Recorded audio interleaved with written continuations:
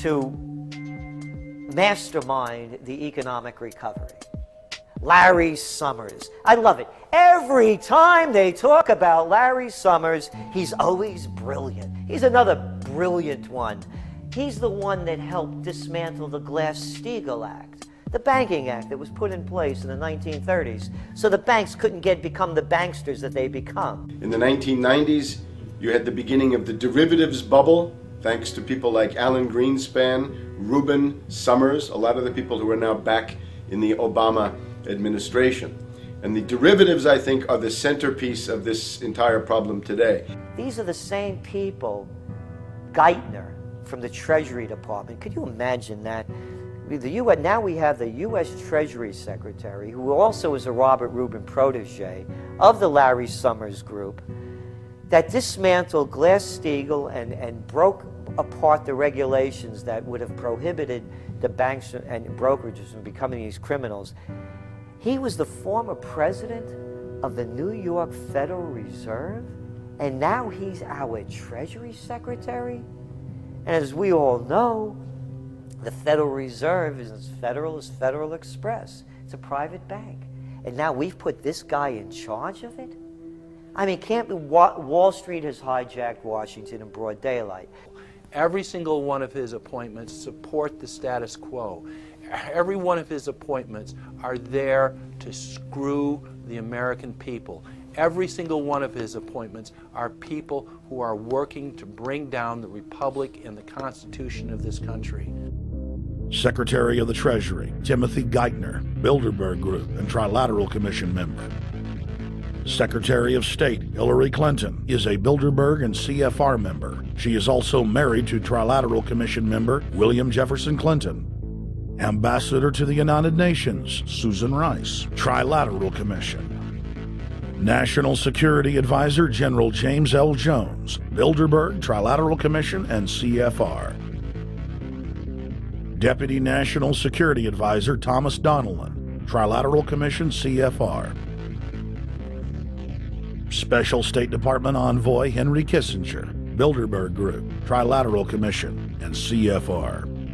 Chairman, Economic Recovery Committee, Paul Volcker, Bilderberg Group, Trilateral Commission, Council on Foreign Relations. The Director of National Intelligence, Admiral Dennis C. Blair, Bilderberg Group, Trilateral Commission, CFR.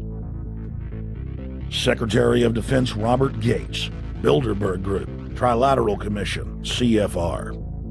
Deputy Secretary of State James Steinberg, Bilderberg Group, Trilateral Commission, CFR.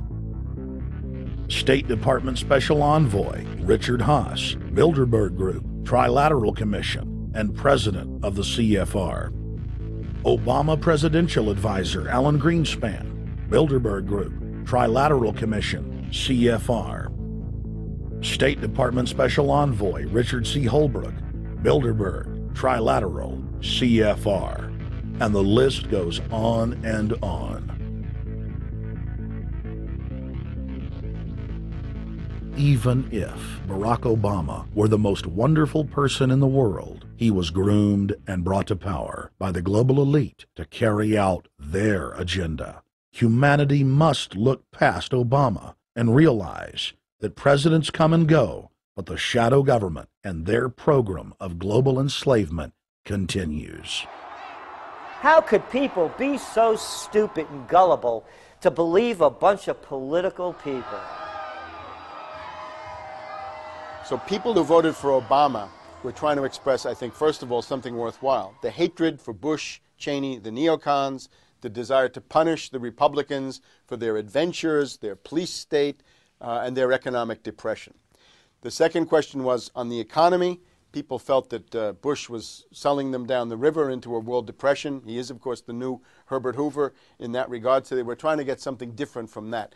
The tragedy, of course, is, and this is really why Obama was groomed and prepared over a period of almost 30 years now, that Obama is there to frustrate and to deceive all of those hopes. Obama is a cruel hoax. He's a bogus sham.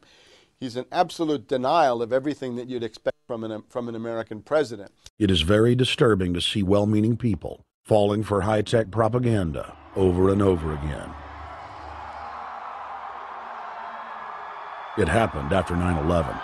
The American people en masse were swept into a mob psychology, irrationally throwing their common sense to the wind and doing whatever the administration told them to. The general public eventually caught on to the fact that George W. Bush was a deceitful thug and that the economy was in free fall. In the midst of it all, Barack Obama was there, speaking out against the abuse of the people at the hands of the establishment. With the election of Barack Obama, the world rejoiced that the United States was no longer in the hands of madmen. But unfortunately for humanity, this was another vicious fraud. I want to like the guy. He speaks gently, he's intelligent, he seems to be a man of peace. He is just as charismatic as they come. But you know what? Is that a tree is really, really measured by the quality of its fruit.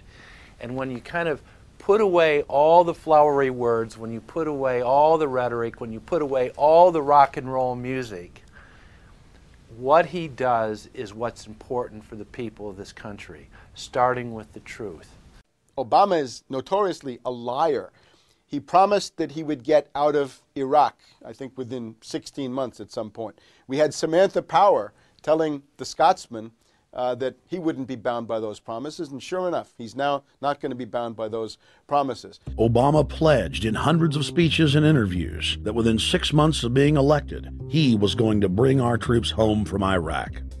But after he was inaugurated, the story changed. Now he said that they would look at bringing some of the troops home in 16 months. 2 weeks later, his story had changed again.